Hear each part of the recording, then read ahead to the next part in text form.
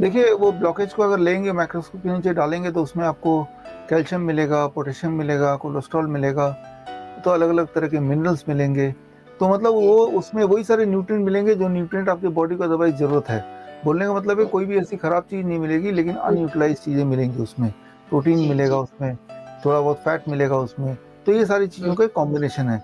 जिन चीज़ों से आप बने हैं उन्हीं चीज़ों से आपके ब्लॉकेज भी बने होते हैं।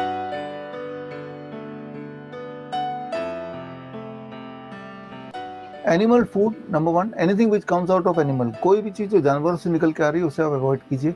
वो दूध हो सकता है या दूध के प्रोडक्ट्स हो सकते हैं, अंडे, फिश, मीट हो सकता है।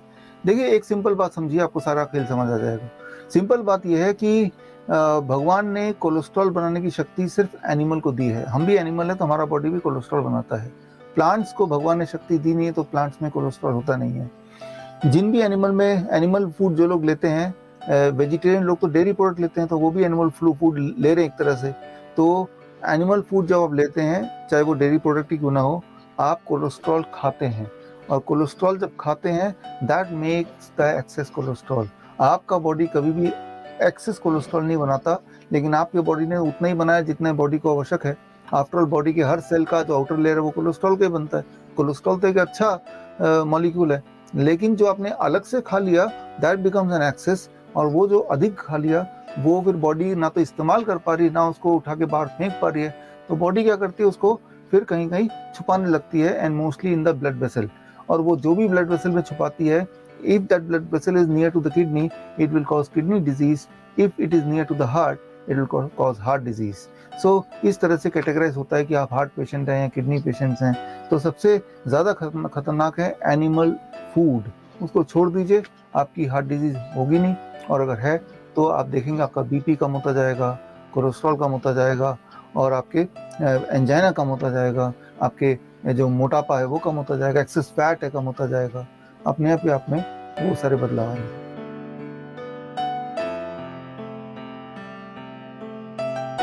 देखिए बस ये आप याद रख लीजिए फ़ॉर्मूला कि जो भी आपका वेट है, उस वेट का 2% मान लो किसी का वेट 50 केजी है, उसका 2% क्या है? 1 केजी, 1 केजी हो गया ना?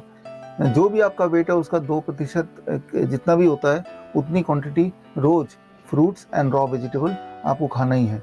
कब खाएँगे, कैसे खाएँगे, वो आपका उसमें से कुछ आपने स्मूदी बना लिया, कुछ जूस बना लिया, कुछ का आपने सूप बना लिया, कुछ आपने रॉ खा लिया, कुछ आपने थोड़ा स्टीम करके खा लिया।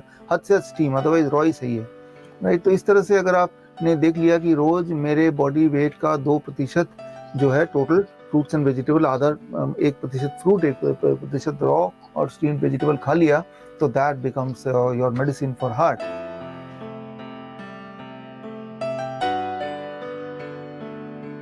यही उनके लिए भी यही हो सकता है या होगा। और ज़ाहिर-सी बात है कि आपको स्टंट लगा है तो कोई फॉरेन मैटर बॉडी में जब भी कोई फॉरेन मैटर होता है, फॉरेन मैटर जी। वो होता है जो बॉडी ने नहीं बनाया, आपने उठा के बॉडी के अंदर डाल दिया। तो बॉडी हुँ। क्या करता है उस फॉरेन मैटर को हाइड करने की कोशिश करता है, हाइड करने के लिए वहाँ डेब्रीज़ बनाता है, वो उसको क्लॉटिंग बना के वो हाइड करता है। जब वो हाइड होने लगेगा तो क्या होगा, वो दोबारा से बंद हो जाएगा। दोबारा से अगर हुँ। वो ब्लड प्रेशर बंद हो गया तो वही वाली स्थिति आ जाएगी जिसकी वजह से आपने angioplasty at the very first place कराया था। तो उनके लिए तो हुँ, और हुँ। ज़्यादा ज़रूरी है कि वो जो 2% वाला मैंने फ़ॉर्मूला बताया उसको अपनाएँ। इसको अपनाएँगे तो क्या होगा कि बॉडी रोज़ थोड़ा-थोड़ा करके उस फॉरेन मैटर को, उस स्टंट को भरने की कोशिश करेगा और आप इस डाइट की वजह से ये डाइट रोज़-रोज़ उसको झाड़ू लगा के क्लीन करेगा।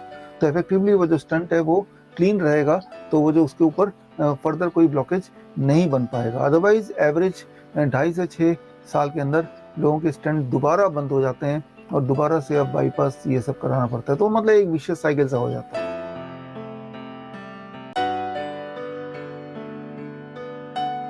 देखिए हमारे बॉडी में लाइक एनी अदर एनिमल बहुत सारे ऐसे आर्टरीज होते हैं जो बचपन से हमारे अंदर हैं लेकिन वो स्विच ऑफ मोड पे है, वो बंद है।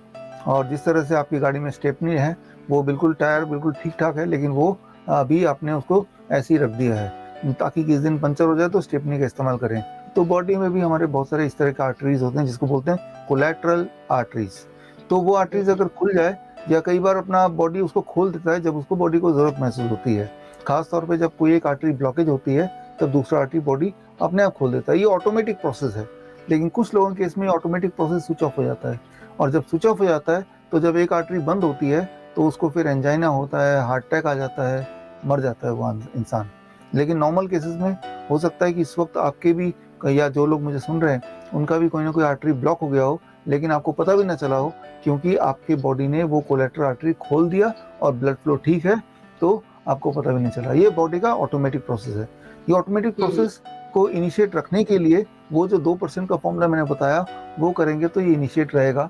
तो आगे चल के अगर कभी कुछ कोई एक आर्टरी से कम ब्लड फ्लो हो रहा है या ब्लॉकेज होने वाला है या हो गया है, तो बॉडी अपने आप अपना काम करेगा। इसे मेडिकल भाषा में बोलते हैं आर्टिफिशियल या natural bypass surgery. Natural bypass मतलब बॉडी खुद अपना बाईपास कर रही है। आपने तो एक ऐसा एक माहौल बना दिया बॉडी के लिए ताकि वो बाईपास अपने आप हो जाए। वो कब होगा अपने आप? जब बॉडी में extra excess nitric oxide produce होगा। नाइट्रिक ऑक्साइड प्रोड्यूस करने के सिर्फ 2 ही तरीके हैं। एक तो ये कि आप वही 2% रूल के हिसाब से फ्रूट्स एंड वेजिटेबल खाएं। दूसरा तरीका ये कि आप हॉट वाटर इमर्जन जो मैंने अभी बताया वैसा कुछ करें, यानी गर्म पानी में आधे घंटे बैठेंगे तो भी बॉडी का नाइट्रिक ऑक्साइड अवेलेबिलिटी बढ़ जाती है। आप दोनों ही कर लें, दोनों कर लेंगे तो और अच्छा हो जाएगा। तो इस तरह से आप अपने नेचुरल बाईपास को इनिशिएट कर सकते हैं। और ये इनिशिएट कितनी देर में होता है? 1 दिन के अंदर होता है, 1 डे। आपको कैसे पता चलेगा? आपका जो एंजाइना है धीरे धीरे कम होने लगेगा। कम होने का मतलब ये है कि बॉडी में आर्टिफिशियल जो नेचुरल बाईपास है वो शुरू हो गया। तो इस तरह से आपको एहसास होने लगेगा। अगर आप स्टेयर चढ़ते हैं कहीं भी और हर थोड़े स्टेयर के बाद रुकना पड़ता है, हाँफने लगते हैं, अब चढ़ के देखेंगे तो 1-2 दिन बाद with these kind of things वो धीरे धीरे आपको देखेंगे कि एक ही सांस में आप चढ़ पाएंगे आराम से। और चढ़ने के बाद जब पहुंच जाएंगे किसी फ्लोर में तो जितना हाँफते थे वो भी कम हो जाएगी। तो ये सारे पैसिव इंडिकेशंस हैं कि आपके कोलेटरल आर्टरी बन रहे हैं।